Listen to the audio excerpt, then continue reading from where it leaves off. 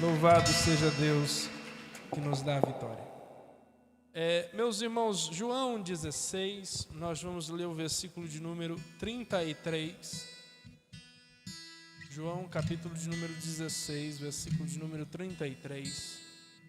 Uma rápida palavra ao coração dos irmãos. Essa noite eu quero falar com os irmãos sobre 3 promessas de Jesus. 3 promessas de Jesus. João 33.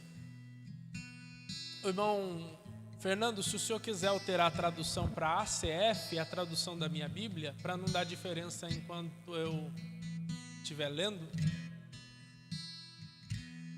ACF. Está escrito assim, o versículo de número 33. Tenho-vos dito isto para que em mim, em quem? Em mim, tenhais paz. Não é em mim, Guilherme, em mim, Jesus. Tenhais paz.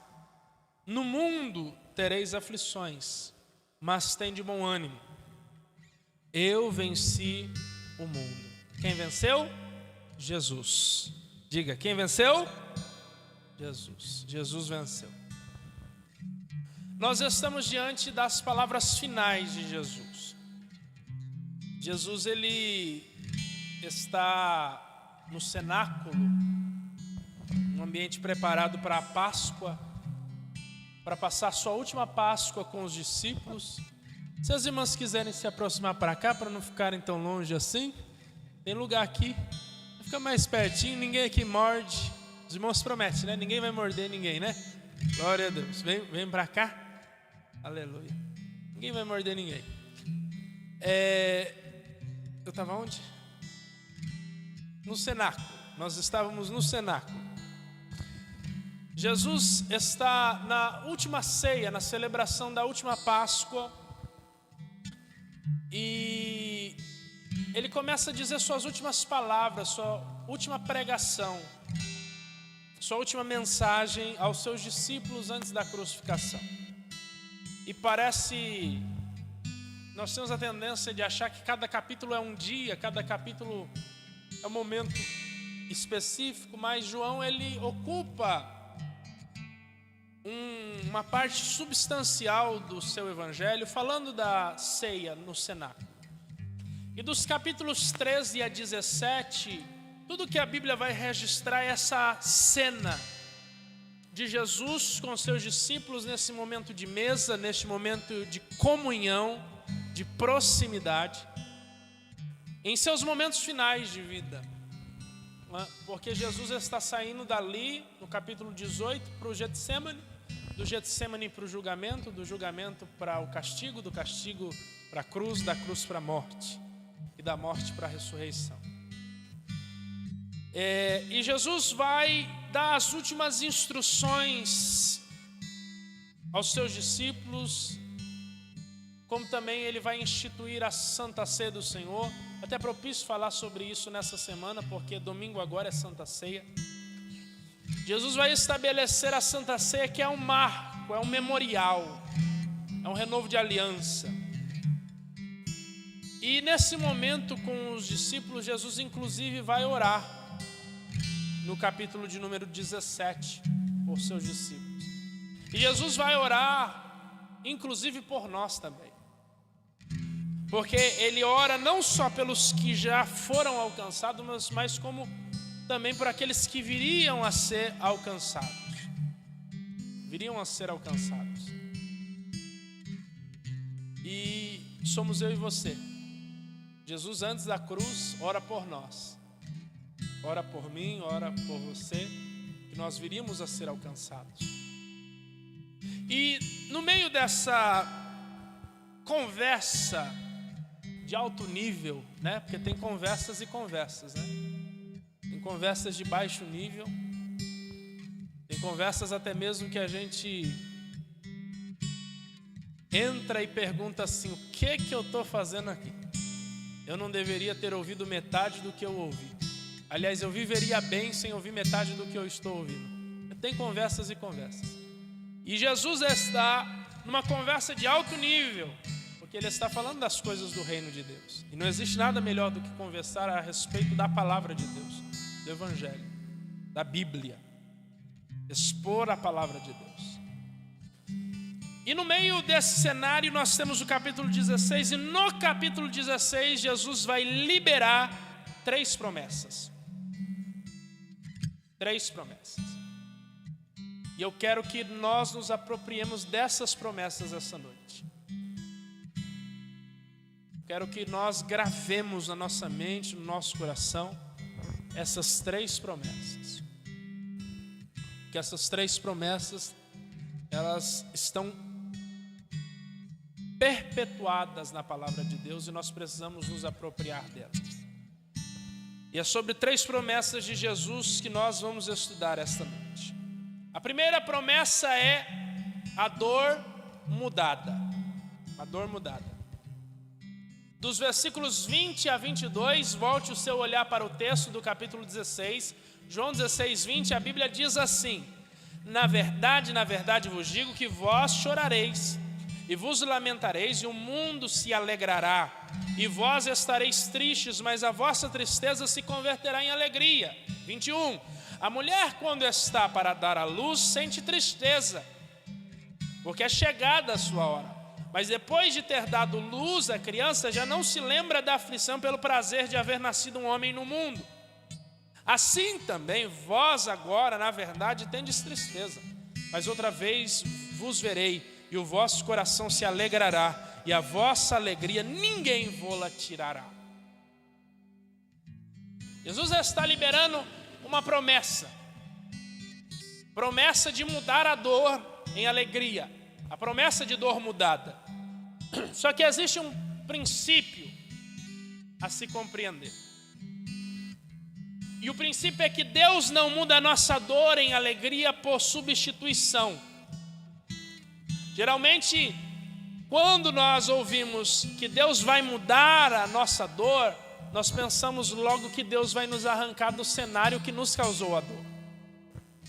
Deus vai mudar a humilhação em honra. Então Deus vai me tirar daquele emprego onde eu fui escorraçado e vai me colocar num cenário onde eu vou ser honrado. Deus vai me tirar daquele cenário em que eu fui caluniado e vai me colocar num cenário onde vão me honrar de verdade. Deus vai me tirar do cenário do hospital onde eu sofri e vai me levar para casa onde eu vou viver uma vida de alegria. Deus não muda a nossa dor em alegria por substituição. Deus não muda o cenário de um para o outro. Então, como Deus muda a nossa dor? Deus muda a nossa dor por transformação. Deus muda a nossa alegria em dor, perdão, a nossa dor em alegria por transformação. É só nós olharmos para o exemplo, e quando nós olhamos para esse exemplo que Jesus dá, fica claro.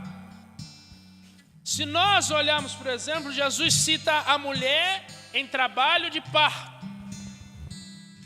E no momento do nascimento, Deus não coloca... Quem aqui é mãe? Levanta a mão. 1, 2, 3. Essa eu tenho certeza que é mãe. 4 mães.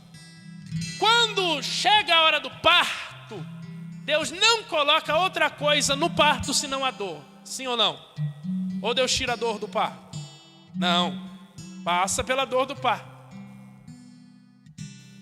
Só que Jesus transforma o motivo da dor em motivo de alegria. A mesma criança que te causou a dor vai te causar alegria quando você a segurar em seus braços.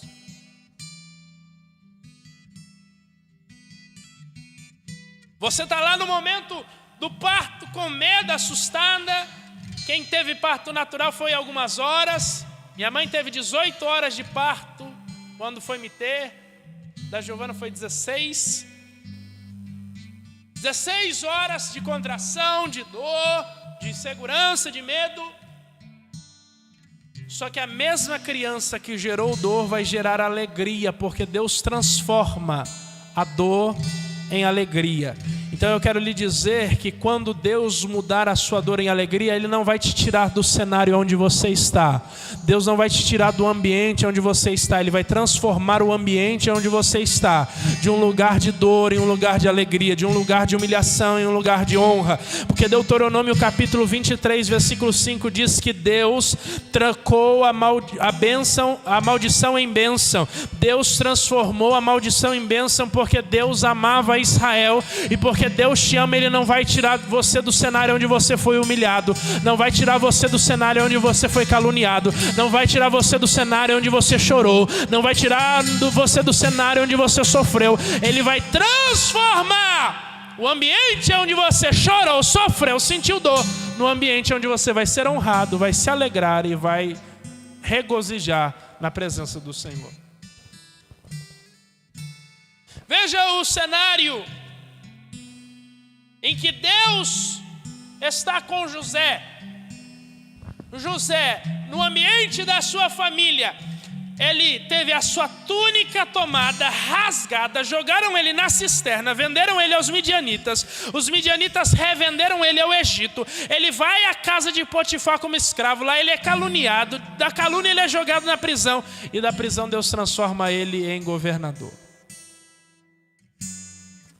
Deus não muda o ambiente de dor, Ele transforma o mesmo ambiente onde ele foi vendido, caluniado, jogado na prisão, no ambiente onde ele se torna governador. Tudo isso porque Ele permitiu ser tratado por Deus no ambiente onde ele foi humilhado. Ele permitiu ser tratado por Deus no ambiente onde ele foi oprimido, no ambiente onde ele foi entristecido, no ambiente onde ele foi escorraçado. No mesmo cenário da dor, Deus gera a ele alegria, porque ele permitiu ser curado no processo. E quando nós não permitimos que Deus nos cure durante o nosso processo de dor, nós apodrecemos o cenário de alegria que Deus está gerando para nós. Então permita Deus te curar nesse ambiente, porque é nesse ambiente onde você sofreu, onde você chorou, gemeu, que Deus vai transformar maldição em bênção. Vai transformar desonra em honra, tristeza em alegria. Deus transformará a nossa dor em alegria. Essa é a primeira promessa de Jesus. Bata no peito e diga assim: Deus vai transformar. Diga: Deus não vai substituir. Deus vai transformar minha tristeza em alegria. Essa é a primeira promessa de Jesus, a dor mudada.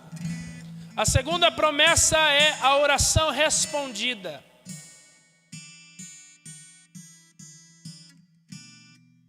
Olhe para os versículos 23 e 24. E naquele dia nada me perguntareis.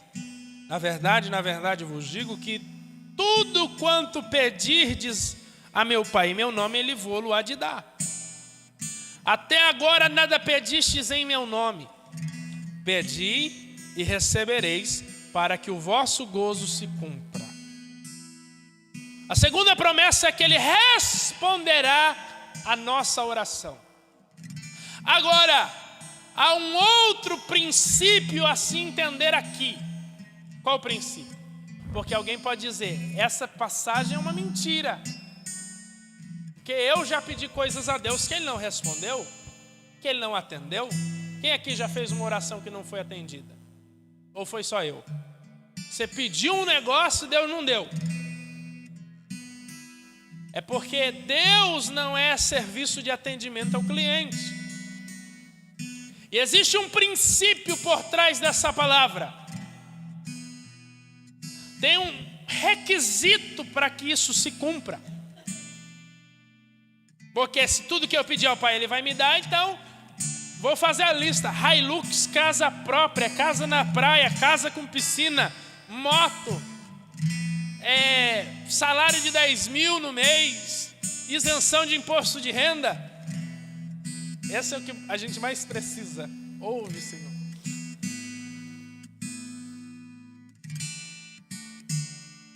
Mas existe um princípio por trás disso. Qual princípio? João 15:7. Anota este texto para você nunca mais esquecer. João 15:7 diz: se permanecerdes em mim e as minhas palavras permanecerem em vós, pedireis tudo o que quiserdes e vos será feito. Esse é o primeiro princípio. Nós temos que permanecer em quem? Jesus. E a palavra permanecer, do grego meno, significa ficar, residir, ser sustentado, mantido continuamente, esperar por, estar à espera de alguém. Permanecer em Jesus é estar enraizado nele. Salmo 91, verso 1. Aquele que habita no esconderijo do Altíssimo, a sombra do Onipotente descansará. É habitar em Jesus, é permanecer em Jesus. E muita gente pede e não recebe, porque tem com Jesus a relação de um amante ou de um namorado. Vai, fica, almoça na casa, vai embora e não permanece. A relação de um namorado. Mas Jesus está estabelecendo um vínculo de morada, de casamento. Quando você namora, você marca um dia. Eu vou todo sábado para a casa da Mariana almoçar. E ela vem todo domingo para casa para almoçar. Tem um dia marcado para isso. Almoçou, cultuou, cada um para o seu canto. Mas casou, dá para fazer isso? Se brigar, dá para cada um ir para o seu canto? Ainda briga e tem que dormir do lado. Por quê? É um vínculo de casamento. Jesus está falando de um vínculo. Não é vir o culto uma vez no mês, só na ceia e vai embora e nunca mais vê. Dobra o joelho só na igreja antes do culto começar e nunca mais ora. Lê a Bíblia só na hora da mensagem e não lê em casa. É vínculo, é permanência. Gostando ou não gostando, é permanecer.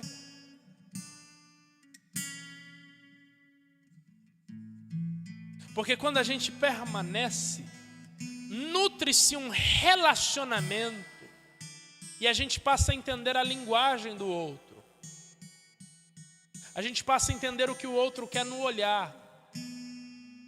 E o que Jesus está tentando estabelecer aqui é isso.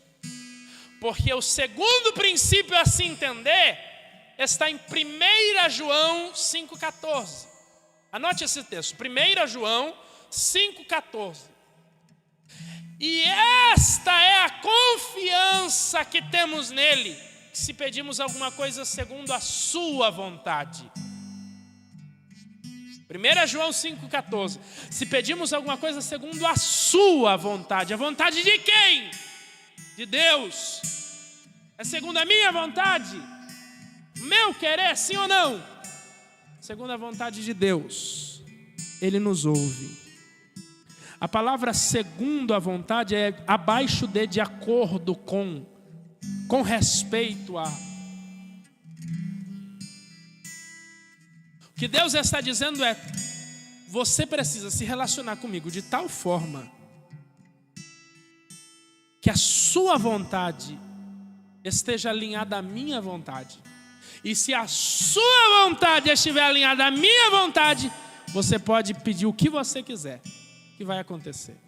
Por quê? Porque eu passo a querer o que Ele quer. Eu passo a desejar o que Ele deseja. Eu passo a almejar o que Ele almeja. E se é feito assim, tudo o que eu peço eu alcanço. E esse tipo de oração é a oração que Deus responde. Esse tipo de clamor é o clamor que Deus responde. Esquece, irmão, dessa história que dizem por aí, que você tem que determinar, que você tem que dizer. Se Deus bater o pé e falar que não vai acontecer, você pode determinar e dizer: assim diz o Senhor, eu ordeno, eu declaro, eu digo, vai acontecer, e não vai. E a gente tem uma tendência a esquecer quem manda. Quem manda? Deus. E se Deus bater o pé e falar não vai, não vai. E nós devíamos dar graças a Deus por Deus não responder algumas das nossas orações. Porque tem orações que, se Deus respondesse, nos quebrava. Totalmente. Totalmente. Porque a gente pede coisa demais e coisa demais que a gente não precisa. E coisa demais que nos afastaria de Deus. A nossa relação de pedidos com Deus geralmente é quase igual à legislação brasileira. Alguém olha e diz: o Brasil tem ótimas leis. Não, o Brasil tem leis demais. Se nós fôssemos seguir risca a risca todas as leis brasileiras, do Código Brasileiro, eu não estou ensinando desobediência civil aqui não. Eu estou dizendo é que é impossível seguir ao pé da risca a legislação brasileira. Tem legislação que estabelece até, em alguns estados, que estabelece até sal em cima da mesa ou não, açúcar no café ou não.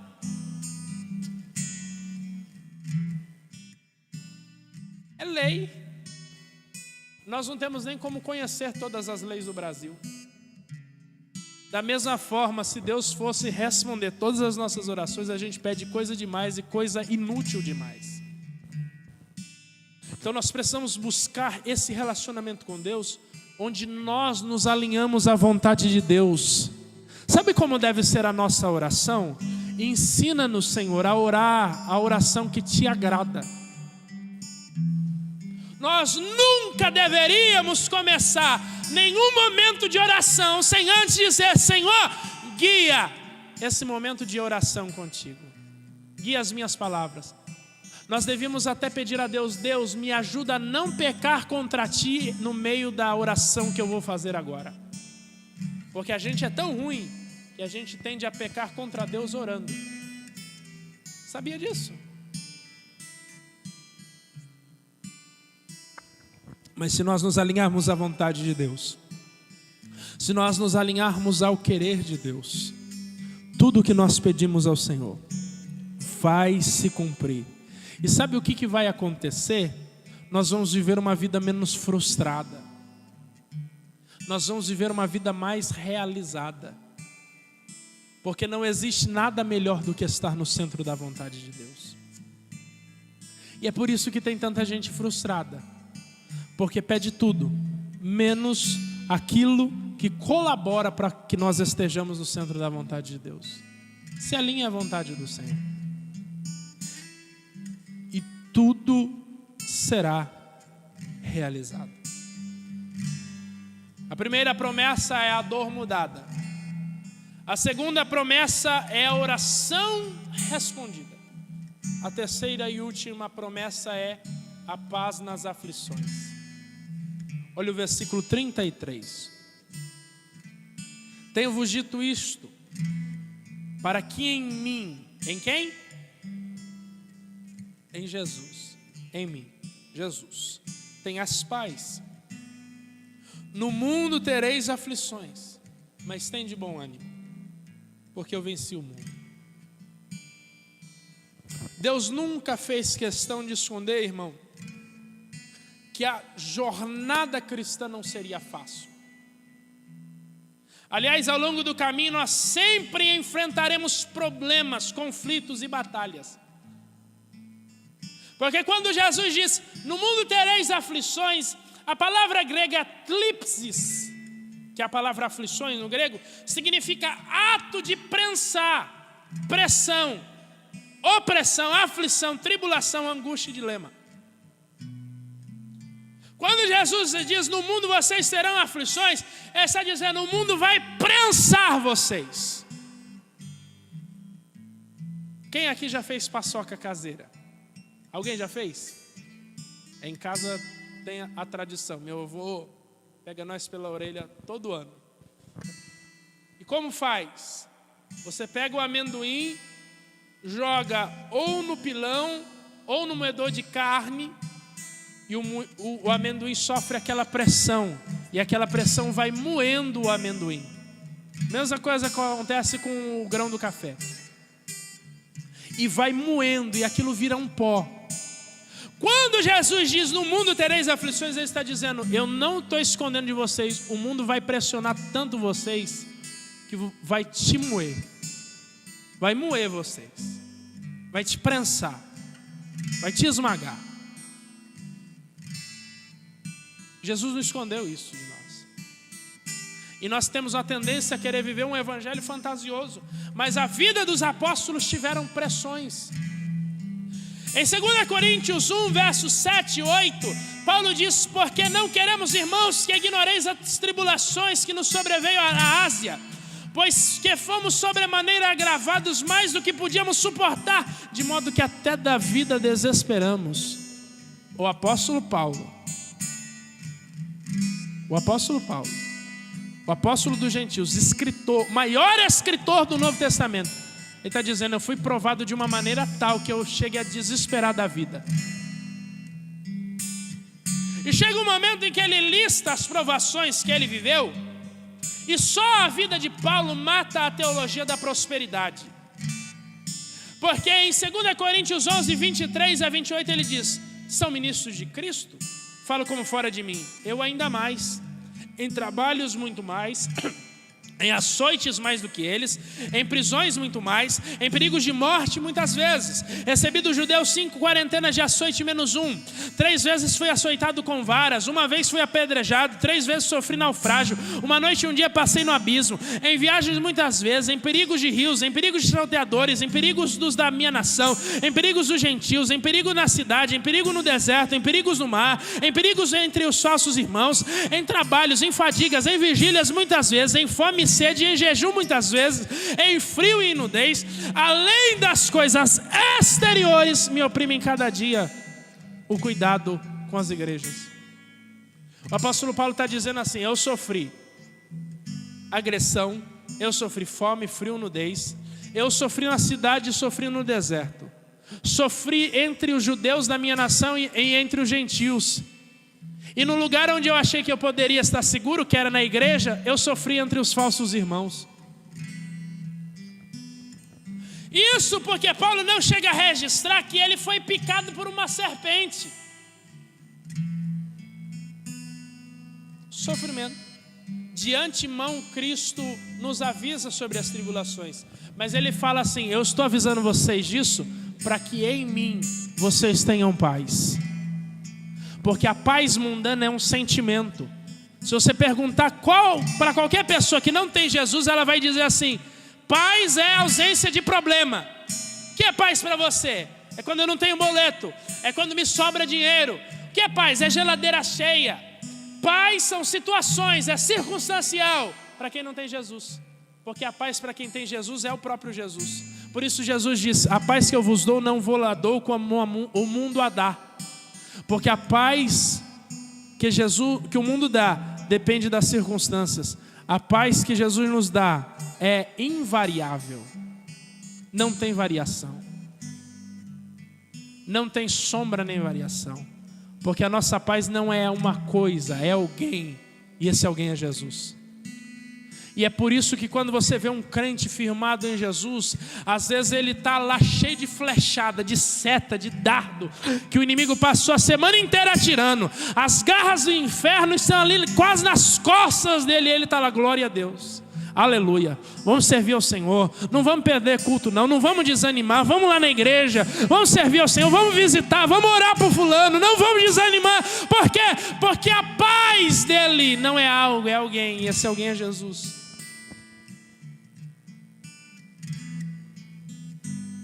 E é por isso que Jesus olha e diz, se eu sou a paz de vocês, pode ter bom ânimo, porque eu venci.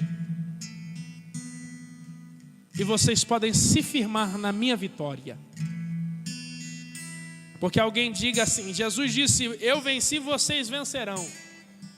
Não é o que Jesus disse. Jesus está dizendo, olha para a minha vitória e confia nela. Porque tudo que você precisa saber é que eu venci. E aí ele diz, tem bom ânimo. E ter bom ânimo é ter coragem. Jesus está dizendo, seja corajoso. Porque a vida cristã não é para gente mole. Tenha coragem. Você pode ter coragem porque eu abri caminho. Aonde você está passando hoje, eu passei primeiro. É o que Jesus está dizendo. E porque eu passei primeiro e venci, eu abri caminho para que vocês vençam também. Porque alguém pode pensar, bom, se ele não disse que eu venci, eu vou vencer? Lógico que vai. 1 João 5, 4 e 5. Depois você pode ler na sua casa. 1 João 5, 4 e 5. Ele diz, porque todo que é nascido de Deus vence o mundo. E essa é a vitória que vence o mundo, a nossa fé. Quem é que vence o mundo, senão aquele que crê que Jesus é o Filho de Deus? Você crê na vitória que Jesus obteve? Se você crê na vitória que Jesus obteve, você pode descansar o seu coração, porque essa fé vai te fazer vencer. A primeira promessa é a dor mudada. A segunda promessa é a oração respondida. E a terceira promessa é a paz nas aflições. Eu quero lhe dizer que em Cristo você pode deitar a sua cabeça no meio da tempestade, no travesseiro, e dormir a noite tranquila, sabendo que Ele está cuidando de você e que Ele não abre mão de você. Curve a sua cabeça. Eu quero orar por você. E eu quero aproveitar e dizer que nessa oração você fale ao Senhor: Deus, eu me aproprio dessas promessas. Eu saio com elas cravadas no meu coração, elas estão escritas na tábua do meu coração. O Senhor vai mudar a minha dor, o Senhor vai responder a minha oração, e o Senhor vai me dar paz no meio das aflições. Eu creio. Senhor Jesus, nós estamos aqui, diante de Ti. Ó Senhor, crendo e tomando posse dessa vitória, dessas promessas. Senhor, e pedimos que a Tua bênção esteja sobre nós. Impetra, Senhor, em nossos corações a Tua paz. E não deixe, Senhor, que nada venha roubar essa paz dos nossos corações. Nos esconde em Ti, Senhor. Como, Senhor, a galinha junta os seus pintainhos debaixo das suas asas. Nos ajunta, Senhor, esta noite debaixo das Tuas asas. E nos ajuda a descansar em Ti, Senhor. Muitas pessoas têm insegurança contra o futuro, mas nós descansamos porque o nosso futuro está escondido em Ti. Nós podemos descansar. No nome de Jesus, manifesta a Tua graça sobre nós. É o que nós Te pedimos e Te agradecemos. Amém. E graças a Deus. Aplauda ao Senhor Jesus. Glória a Deus.